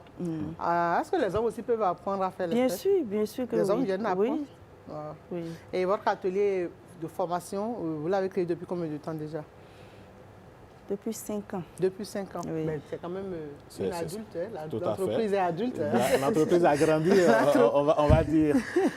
Alors, généralement, qui sont les personnes qui sont intéressées par les travaux, les créations que vous faites à partir des perles? Et les jeunes déscolarisés, les femmes en situation difficile et toute personne qui désire se faire former dans le métier des perles. Donc, si moi je veux me faire former, je peux rapidement le faire? Bien sûr que oui, madame. On peut apprendre en ligne. Moi, je suis à Cotonou. Voilà que vous êtes à Nati. Je n'ai pas du tout envie Est-ce qu'on peut mettre la technologie? de laisser tomber mon boulot ici aussi. Nous donnons également les formations en ligne. D'accord. Oui. Et ça réussit? Ça réussit. Ah ouais. Ça réussit. En tout cas, mais ça il faut m'intéresse beaucoup de patience. Beaucoup de patience. Ça, c'est pas facile. Sur les images que nous avions partagées, vous et moi, pendant qu'on faisait le briefing, j'ai vu que vous faites aussi des pots de fleurs. Nous fabriquons beaucoup de choses en perles. Alors, ce que je voudrais demander, les perles que vous utilisez proviennent d'où? La matière première. La matière première que nous utilisons souvent, la plupart, ça provient du Nigeria. Ok. Du Vous Nigeria. allez vous approvisionner Au Nigeria. Au Nigeria. Oui, au Nigeria. D'accord. Et- Tout à l'heure, dans votre, je sais si vous le permettez, dans votre développement, Madame Zimé, vous avez parlé d'autonomisation de la femme. Oui. Alors, cette activité de perlage a apporté quoi à la femme que vous êtes et apporte quoi aux femmes qui sont autour de vous à Natitengu? Merci, monsieur le journaliste. Cette activité a transformé ma vie en me rendant autonome et en me donnant de la confiance en soi et de la capacité de soutenir ma famille. Vous voulez que l'activité de perlage nourrit bien son homme alors? Bien sûr que oui. Ah ouais. Alain, il faut qu'on s'y mette. Hein? Ah ouais, pourquoi pas? Ça va être une activité ludique et rentable à la fois. Ça, c'est clair. Il n'y a pas d'activité sans défi, sans difficulté. Alors, dites-nous, quelles sont les principales difficultés que vous avez aujourd'hui, les principaux défis que vous comptez relever dans l'avenir? Merci, madame. Les plus grands défis aujourd'hui dans le travail du perlage sont l'accès régulier à les matières premières. OK. Il faut que ce soit disponible sur place. De qualité. Ah, d'accord. Oui. Et le financement pour développer davantage l'activité et la visibilité sur les marchés nationaux et internationaux. Alors, dans ce sens, est-ce que déjà il vous est arrivé de chercher, par exemple, à vous regrouper en association, en coopérative, pour pouvoir faire appel aux structures étatiques afin de vous accompagner, par exemple? Pour le moment, non. Mais c'est en cours. C'est en cours.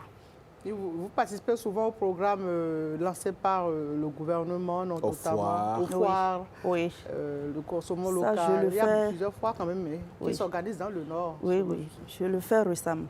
Vous le faites régulièrement. Vous le faites régulièrement, pardon. Alors aujourd'hui, quel est le message, le conseil que vous avez à l'endroit de ces femmes qui voudraient faire comme vous, se lancer dans une activité d'autonomisation? Mon message à ces femmes est de croire en elles et en leur talent. L'entrepreneuriat demande du courage, de la patience et beaucoup de persévérance. Je leur donne également de conseils de se former, de oui, allez-y. de rester déterminés et de ne jamais abandonner leurs rêves. Il y a le talent, certes, mais quelle est la place de la formation dans la mise en valeur de ce talent-là? Est-ce qu'on peut, parce que j'ai le talent, aller à l'activité sans quand même se former? Non, c'est impossible. Il faut forcément la formation. Oui, il faut forcément la formation avant de se lancer dans le métier des perles. Sans la formation, tu ne peux pas te retrouver dedans. Ok. Mais Alain, je pense que nous allons prendre congé de Mme Rabiatou. Oui. On a assez quand même d'infos déjà. Elle est à Natitengu sur les perles, justement. Oui. Si on veut se faire former, contactez-moi, il devient l'agent commercial. La manager de Mme Zimé. D'accord. Dites-moi, hein, j'espère que vous avez pris des photos chez vous. Vous allez me dire, je vais les retours tout à l'heure.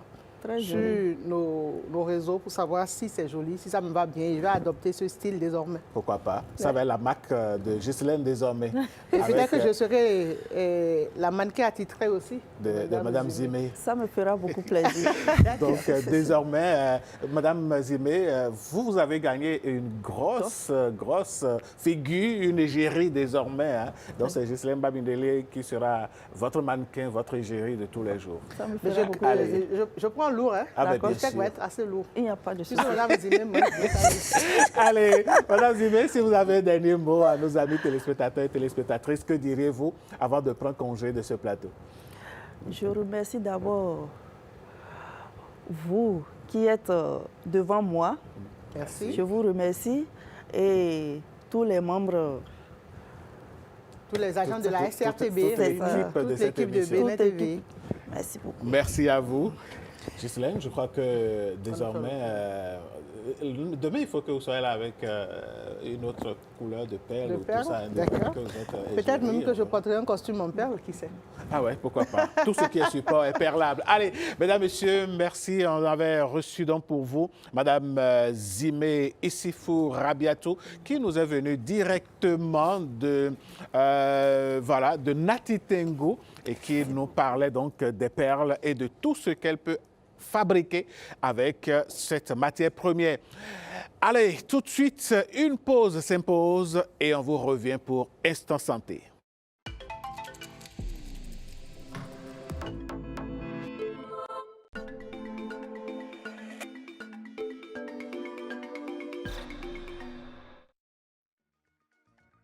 Le programme 20 000 logements sociaux et économiques est désormais une réalité. Il est enfin possible pour chaque Béninois ou non d'acquérir un logement moderne, adapté et abordable. Bien plus qu'un simple projet immobilier proposant des logements avec un séjour spacieux, 3 chambres confortables, une cuisine fonctionnelle et des sanitaires modernes, ce programme offre un véritable cadre de vie avec des pistes cyclables, des espaces verts, des aires de jeu pour le bonheur des plus jeunes et la convivialité entre familles. Tous les logements du programme sont conçus selon une typologie F4. Si vous êtes éligible, optez pour une villa sociale pratique et confortable avec un séjour, 3 chambres à coucher, une cuisine et une salle d'eau. Sinon, choisissez parmi l'un des 3 types d'appartements économiques avec toujours un séjour, 3 chambres à coucher, une cuisine, 2 salles d'eau, une buanderie et un balcon. Ou alors, notre top produit, une villa plus grande et plus spacieuse avec un séjour, 3 chambres dont une parentale avec salle d'eau attenante, une deuxième salle d'eau, une cuisine, une arrière-cour, une chambre de service et un garage. En location achat avec des mensualités étalées sur 25 ans selon le type de logement choisi, en achat au comptant ou en location simple pour appartements économiques. Les villas sociales sont exclusivement réservées aux fonctionnaires de l'État béninois sous condition d'éligibilité. Quant aux logements économiques, ils sont ouverts à tous sans distinction de nationalité. Fonctionnaires, salariés du secteur privé, artisans, agriculteurs, commerçants, professions libérales, retraités, béninois de la diaspora et bien d'autres encore. Retenez bien, le programme 20 000 logements offre à toutes ces cibles résidant au Bénin ou de toute autre nationalité l'option privilégiée de la location achat sur une durée de 25 ans pour les logements économiques. Dès que vous êtes attributaire de votre logement, vous n'avez qu'à payer 1 mois de caution et votre première mensualité et vous recevrez vos clés. Payez ensuite vos mensualités avec possibilité de lever l'option d'achat à tout moment. Vous devenez ainsi propriétaire avec des mensualités à partir de 97 000 francs CFA pour un logement social. Pour tout savoir sur le programme, les logements disponibles, les conditions d'accès et les étapes pour devenir propriétaire, consultez la plateforme programmelogement.bj pour réserver votre logement en un clic. Le programme 20 000 logements, c'est l'assurance du confort moderne accessible à tous.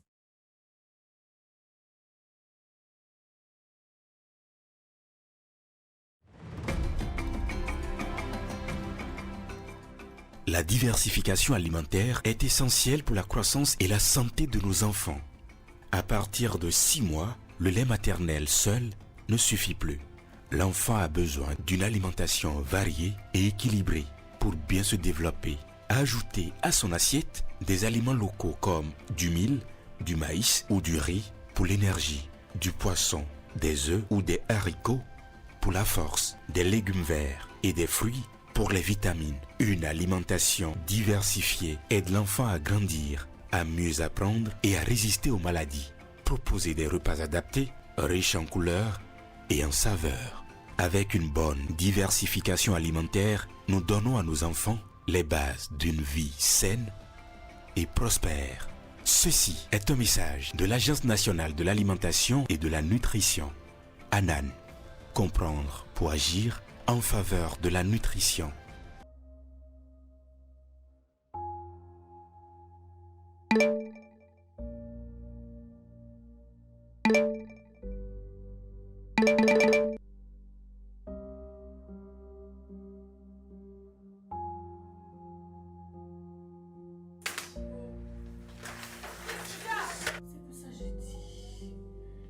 deux comme moi sur la toile. Je suis la star. Vous ne le voyez pas. C'est que vous êtes aveugle.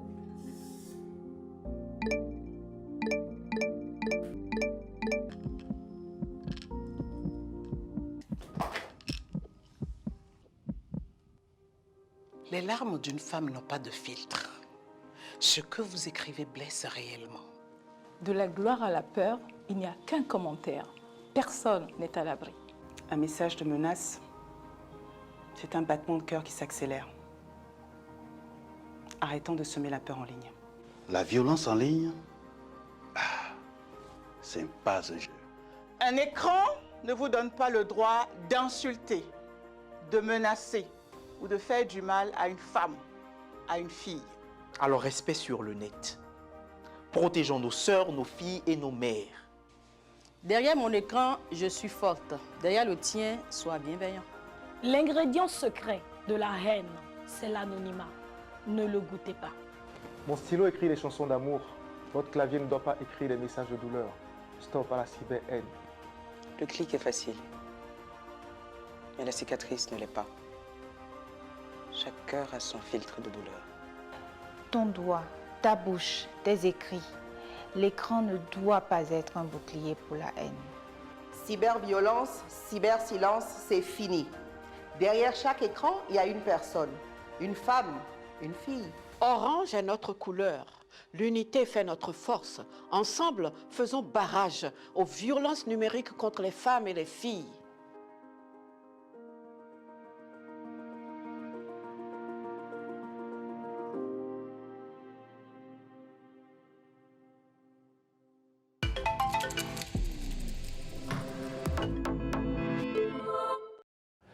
Retour à plateau pour parler santé. Mesdames, Messieurs, depuis quelques semaines, le Bénin a décidé de retirer un certain nombre de produits du marché et donc il va falloir désormais avoir des comportements citoyens, j'ai envie de dire, en tant que consommateur, voilà, j'y arrive. Et maintenant, ces produits, qu'est-ce qu'il faut faire? Qu'est-ce qu'il faut vérifier? Quel comportement adopter? Quelle veille faut-il assurer? Voilà un peu le cœur de la chronique santé de ce matin. Et nous allons installer notre Ediacho Tongoro.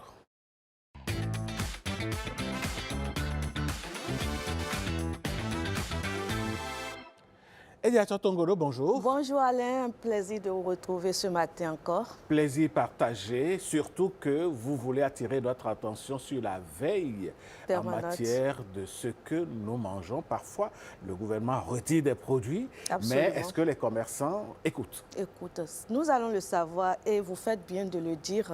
Je le rappelle, vous venez de le faire bien évidemment. On parle aujourd'hui de cette alerte donnée il y a quelques jours, j'ai envie de dire, par l'Agence béninoise de sécurité sanitaire des aliments, la BSSA, concernant le retrait d'un certain nombre de produits, justement des officines et encore de toutes les surfaces de vente. Et pour nous entretenir ce matin, je reçois un docteur en pharmacie.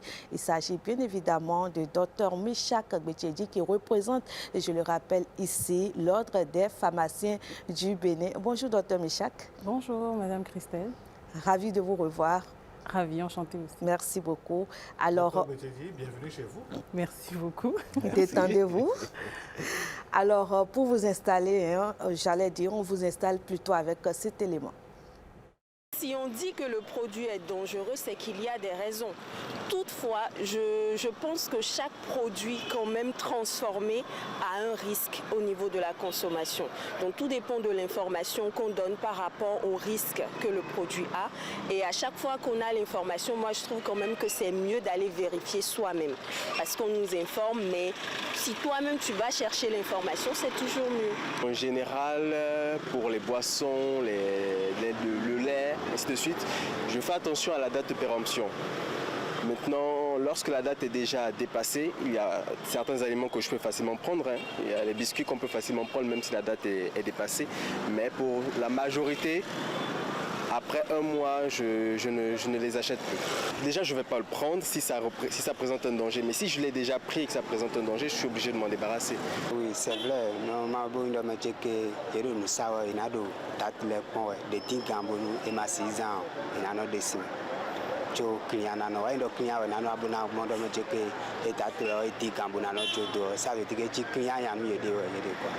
les produits pharmaceutiques, généralement, moi, je fais confiance aux médecins. Parce que si le médecin me prescrit un produit, je lui demande à quoi ça sert, ainsi de suite. C'est important. Et lit la notice. C'est important. Généralement, quand la notice elle est trop grande, on ne lit pas. Mais c'est toujours préférable de lire la notice avant de consommer un produit et de voir aussi les effets secondaires. Ça t'évite aussi d'avoir peur lorsque tu prends un produit et que tu sens un symptôme, ainsi de suite. Docteur Michel, que vous explique justement ces propos? La diversité de ce que la population pense des produits de santé. Lorsqu'il y a une qui nous dit qu'il faut faire attention aux produits, il faut lire la notice, il faut faire attention à sa santé, il y a quelqu'un d'autre qui dit que parfois, lui, il consomme le produit jusqu'à un mois après. Ça traduit vraiment la diversité de ce que les gens pensent et il faut que la population ait la bonne information, qu'ils sachent quoi faire précisément. D'accord. Alors, qu'est-ce qui peut pousser justement les autorités à retirer un produit du marché, comme on l'a vu récemment? En général, on retire un produit de santé, ça peut être par précaution ou parce qu'on a des preuves tangibles que ce produit-là est devenu dangereux. Le cas qui nous a emmenés ici ce matin, c'est le cas d'Hélène Ursi, dont les numéros de lot ont été quand même précisés. Et les causes du retrait ont été bien énoncées dans la note qui a été publiée par la BSSA.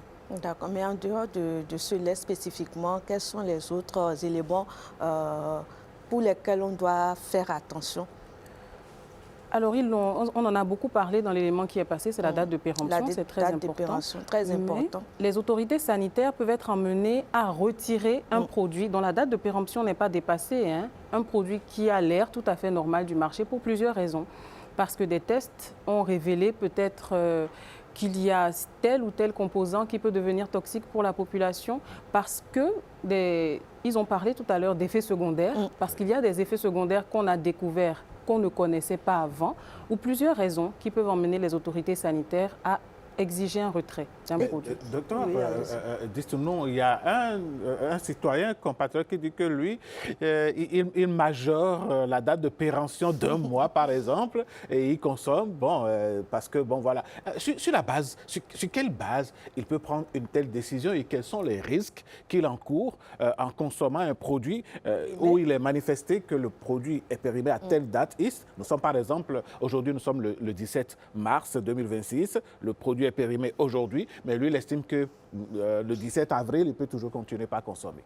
Alors, cette loi, parce que c'est dans l'alimentaire en général que cette tendance à quitter l'alimentaire pour entrer dans le pharmaceutique, on parle de durée limite de consommation et les gens ont tendance à croire que c'est une date qui est adressée au supermarché. Donc, on se dit, après, voilà, c'est une date commerciale, après, on peut quand même tirer un peu. Mais dans le pharmaceutique, c'est rigoureux. Lorsque la date de péremption est dépassée, le produit n'est pas à consommer. Je vous donne un exemple. Le fabricant, il dit, mon produit, il est consommable jusqu'au 17 mars 2026. Lorsque le 18 mars, quelqu'un va consommer ce produit et avoir un effet qui n'est pas prévu sur la notice, par exemple, il ne sera pas pris en charge parce qu'il a dérogé à la règle de consommer le produit dans la limite prévue par le fabricant. Et donc, le fabricant n'est plus responsable. Il n'est plus responsable, il se désengage. Le contrat est clair, c'est écrit sur la boîte, c'est écrit sur la notice, ne surtout pas consommer le produit après la date de péremption. Et quel rôle joue l'ordre des pharmaciens justement dans la prévention, tout ce qui a rapport au retrait des produits du marché ou des officines? Alors, l'ordre des pharmaciens est une institution qui rassemble tous les pharmaciens et qui a donc la facilité à toucher tous les pharmaciens de différents corps. Il n'y a pas que les pharmaciens d'officine, il y a les pharmaciens grossistes répartiteurs, il y a les industriels, il y a les inspecteurs, il y a plusieurs types de pharmaciens. L'ordre des pharmaciens va faire circuler l'information et s'assurer que les pharmaciens cibles aient l'information dans les meilleurs délais. OK. D'accord. Ça s'arrête à ça ou bien non, ça va au-delà? Ça va au-delà. Ça va au-delà. J'ai voulu circonscrire la réponse. D'accord. En réalité, l'Ordre des pharmaciens a pour principale prérogative la formation des pharmaciens. Donc, l'Ordre des pharmaciens va régulièrement, plusieurs fois par année, organiser des sessions de formation, des sessions de discussion, des sessions d'échange avec pas seulement les pharmaciens, mais aussi les autres professionnels de santé pour recadrer un peu, informer les pharmaciens sur leurs devoirs de santé publique. Et voilà. Et ça leur permet justement d'être immédiatement informés quand il s'agit d'un retrait, d'un produit, c'est cela? Entre autres, oui. Ok, d'accord. Alors, comment vérifie-t-on que les produits sont bien retirés de la vente du marché? Je vous parlais tout à l'heure des différents types d'inspecteurs. Nous avons les pharmaciens inspecteurs, j'ai dit ça. Donc, les pharmaciens inspecteurs... C'est essentiellement leur rôle?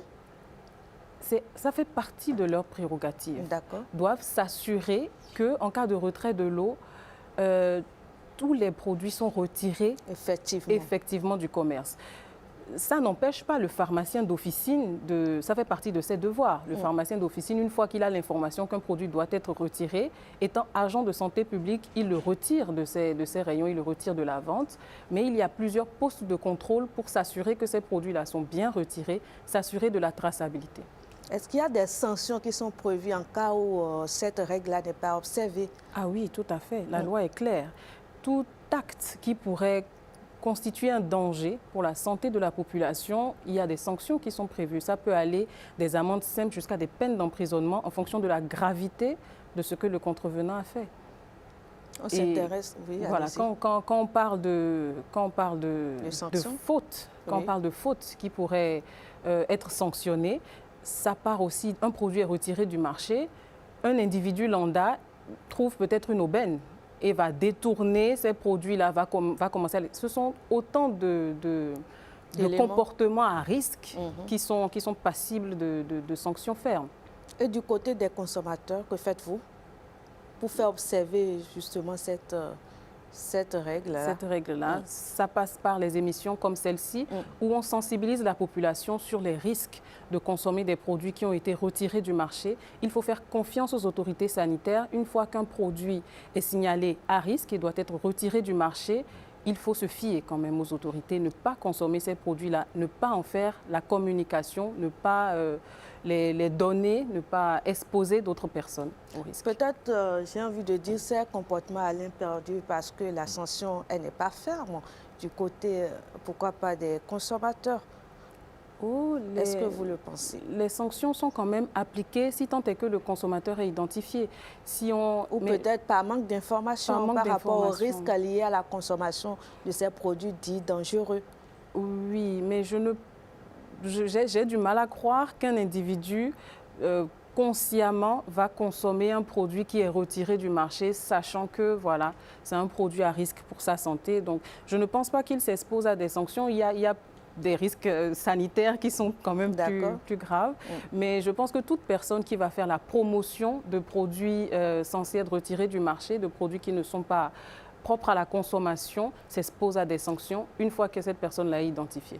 Je voudrais quand même qu'on revienne justement sur ces risques-là qu'encourent les consommateurs qui persistent à consommer des produits retirés ou des produits dont la date de péremption est arrivée à terme. Est arrivée à terme. Comme je viens de le dire, ce sont plus des risques sanitaires. Oui. La personne va exposer sa santé en fait à des dégâts qui ne seront pas forcément maîtrisés. Ici, sur la notice, on dit, après ce médicament, vous pouvez avoir des migraines, etc. Lorsque cette personne-là va commencer à avoir des vomissements, va avoir de fortes fièvres, etc., c'est lui qui en souffre en réalité.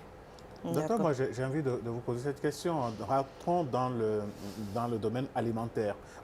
Il n'est pas rare de trouver dans des supermarchés, par exemple, des produits où on fait la promotion, un pack de 6, un pack de 12, un pack de 3 à tel prix, alors que l'unité, il y a 2 ou 3 mois en arrière, était un peu plus chère. Cette promotion commerciale à la porte de la date de péremption, est-ce une supercherie ou bien une manière de mettre la vie d'autrui en danger? Oh là là, je ne vais pas porter d'accusation tout de suite en disant que ces supermarchés-là mettent en danger la vie des gens.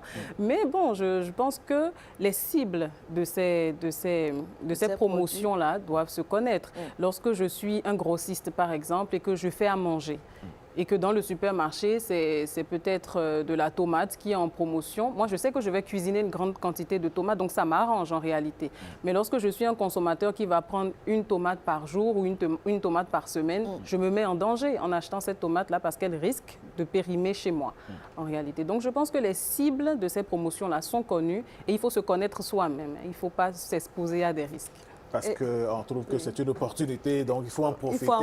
Il faut penser à sa santé. Parce il faut penser à sa santé. santé. Pourrait augmenter très prochainement, du jour au lendemain. Du jour au lendemain. Alors, et pour les consommateurs qui ont déjà pris ces produits-là, quelle est la conduite à tenir? Alors, en cas de celui qui ne sait pas, celui qui n'est pas conscient, qui ne sait pas que c'est un produit qui est retiré du marché ou un produit à risque, qui a consommé un produit et qui après fortuitement le découvre en suivant par exemple cette émission ce matin, qu'est-ce qu'il fait? Il se rend dans un centre de santé. S'il sent des malaises, il les notifie. Il les déclare à son traitant, à celui qui lui a prescrit le médicament, pour que la personne soit informée et que les mesures idoines soient prises très rapidement. Ça, c'est le cas des médicaments. Qu'en est-il des aliments? Ah, les aliments, OK. Ben, pour les aliments, ben, c'est plus compliqué? Non, ce n'est pas plus compliqué. Il faut se rendre quand même au centre de santé, dans un centre de santé, parce que voilà, c'est là tout ce qui est dégâts liés à la santé, c'est dans le centre de santé qu'on va les traiter. Et dans ces cas précis, il faut éviter l'automédication.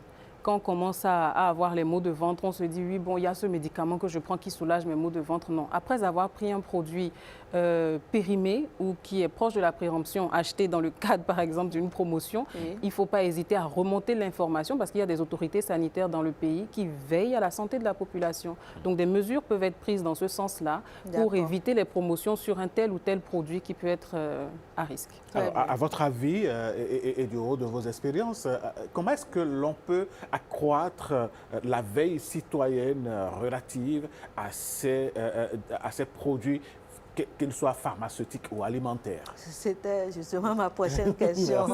C'est logique. C'est ça. Alors, je profite alors pour saluer les autorités sanitaires parce que dites-vous que une alerte sanitaire, c'est la preuve que le système de vigilance et de veille fonctionne. Parce qu'on pourrait se dire, voilà, on va fermer les yeux dessus, personne ne sait encore plein. Non. Tant qu'il y a la possibilité qu'un Béninois ait un problème lié à un malaise lié à la consommation d'un produit, les autorités lancent immédiatement une alerte pour sécuriser la population. Donc, je profite pour saluer les autorités. Et c'est vraiment un travail d'équipe. Il n'y a pas que la BSSA qui fait le travail. Il n'y a pas que les médias aussi. Il n'y a pas que les médias. Il y a l'Agence béninoise du médicament et des autres produits de santé, l'ABMED, qui fait un travail formidable avec une équipe formidable qui travaille sur le sujet. Justement, cela aboutit à la lettre qu'on a eue il y a quelques semaines en arrière où des produits laitiers ont été retirés de la circulation. Je pense que cette veille doit pouvoir continuer. Parce que j'allais demander comment les populations finalement s'informent d'un produit retiré des surfaces tout simplement. Grâce aux médias, grâce à vous. En dehors des médias que nous sommes. Il y a les autorités sanitaires sont très actives sur les réseaux. Il y a des réseaux comme LinkedIn, Facebook, parce qu'on sait que ce sont des réseaux utilisés par la population, pratiqués par la population. Et certaines pharmacies aussi font beaucoup de communication sur les lots qui sont arrivés, qui sont à retirer du marché. Donc, je profite aussi pour inviter la population alphabétisée à informer les parents au village, ceux qui ne sont pas alphabétisés, ceux qui ne peuvent pas comprendre l'information, ceux qui l'ont comprise partagent l'information avec eux. Et dans le cas où le produit est retiré, qu'un consommateur qui nous regarde, par exemple, retrouve ces mêmes produits en circulation, à qui le signaler? OK, donc il ne faut surtout pas hésiter à remonter aux autorités sanitaires. Lesquelles? L'ABMED, par exemple, la BSSA. Ne pas hésiter à contacter, même l'Ordre des pharmaciens qui a des pages sur les réseaux sociaux, sur Facebook, tout de suite, vous tapez ONPB, vous trouvez la page de l'Ordre des pharmaciens. Pareil pour les institutions que je viens de citer. N'hésitez pas à toucher la police, à toucher toutes les institutions qui pourraient intervenir. Parce qu'il n'est pas rare hein, qu'à la recherche du profit, un commerçant utilise hésite, des circuits parallèles, des circuits parallèles, des évacuer subterfuges pour pouvoir toujours garder ces produits-là et les faire circuler à la consommation. Tout à fait. Alors, qu'en faut-il un produit retiré? La question paraît peut-être naïve. Est-ce qu'un produit retiré est toujours dangereux, Dr Michak? Je pense qu'à l'entame de l'émission, je disais que les retraits peuvent se faire par précaution. C'est-à-dire qu'il arrive des cas où la consommation du produit ne va pas mettre en péril le pronostic vital. Mais parce qu'on ne sait pas si dans tel ou tel cas, le pronostic vital est engagé, à tout moment, dès qu'il y a une alerte, il faut éviter, devant le doute, s'abstenir. Et pour les personnes fragiles, quels sont les risques? Pour les personnes fragiles, alors les couches fragiles de la population, c'est les nourrissons, entre 0 à 6 mois, les enfants en général, les personnes du 3e âge, les femmes enceintes. Ce sont les couches les plus fragiles, les plus sensibles aux produits de santé qui pourraient être délétères pour la santé. Yes. On va poursuivre encore quelques questions avant de boucler cet entretien, Alain. Quelles actions sont en cours pour renforcer la sécurité de ces produits-là chez nous, au Bénin? Alors, l'Agence béninoise du médicament et des autres produits de santé met en place un dispositif de pharmacovigilance. Ça, c'est pour le pharmaceutique, parce que voilà, je suis pharmacienne. Tout à fait. Voilà, donc, met en place et renforce son dispositif de pharmacovigilance pour sensibiliser les populations et les acteurs de santé. Lorsque vous prenez un médicament, j'en venais, lorsque vous prenez un produit de santé, pas seulement un médicament consommé par voie orale, mais aussi action topique sur la peau, même un dispositif médical que vous utilisez et que vous remarquez un effet inhabituel, il faut avoir le réflexe de notifier cet effet-là, que ce soit à la pharmacie ou auprès de l'agent de santé qui l'a prescrit. C'est tout un réseau qui se met en branle pour s'assurer que c'est pour vérifier, est-ce que c'est un cas isolé, est-ce que c'est lié au produit, est-ce que ça peut aboutir à un retrait du marché. Voilà. On ne peut pas vous avoir ici sans aborder cette question-là. Comment est-ce qu'on garde ces produits pour, qu'on conserve du moins ces produits pour garder leur efficacité? Ok, donc la conservation des produits de santé est prévue à domicile, est prévue sur le packaging et sur la notice. En général, on met les conditions de conservation. On va vous dire que ce produit ne doit pas être conservé à moins de 25 degrés, à moins de 7 degrés, à moins de 30 degrés.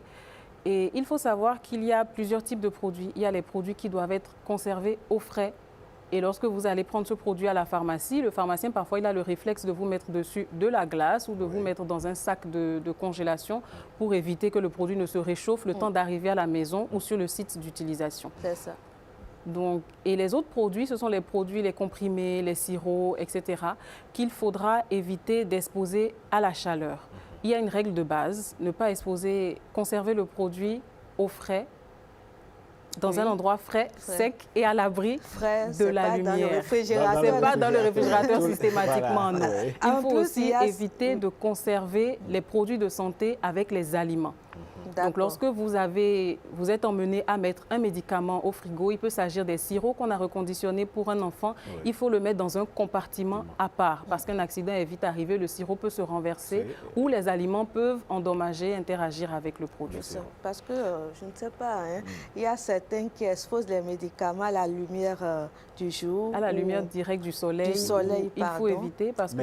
Mais docteur, quand on dit ça, on ne va pas dédouaner vous les pharmaciens non plus parce que quand on parcourt le pays, je vais me permettre de jeter un pavé dans votre mare.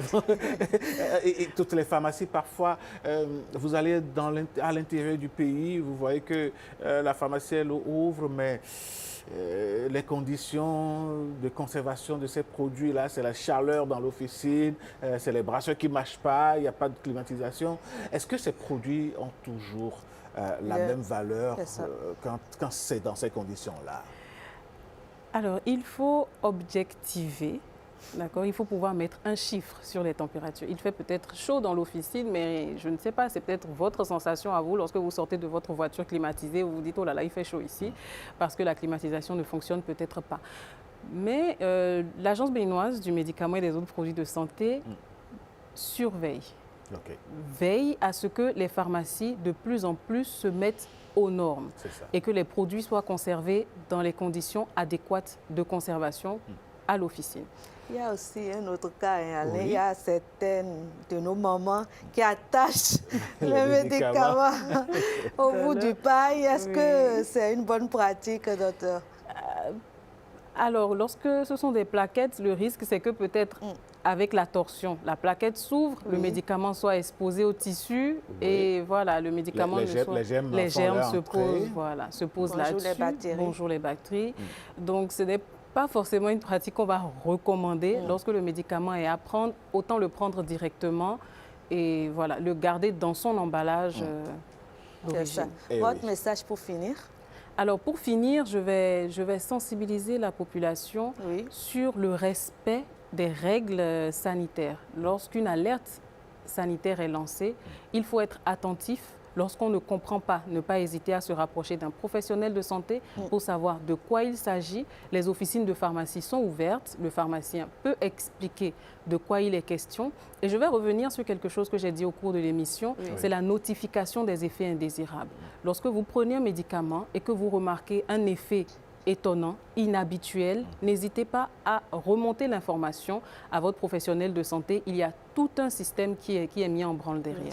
Et cela permet donc de maintenir la veille et de veiller aussi sur la santé de la population. Tout à fait. Et Directeur Tongolo, je crois qu'on aura fait le tour. Hein? Absolument. Je pense que les téléspectateurs ont de quoi maintenant maintenir leur vigilance.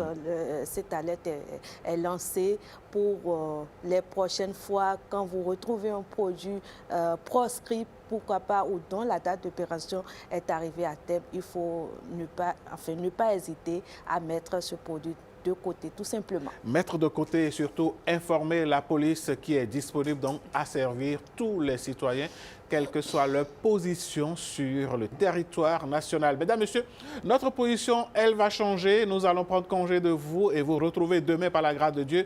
C'était là l'équipe de Bonjour le Bénin qui vous a réveillé. On vous souhaite du plaisir à suivre le reste des programmes de Bénin TV. C'est ici le meilleur. À demain.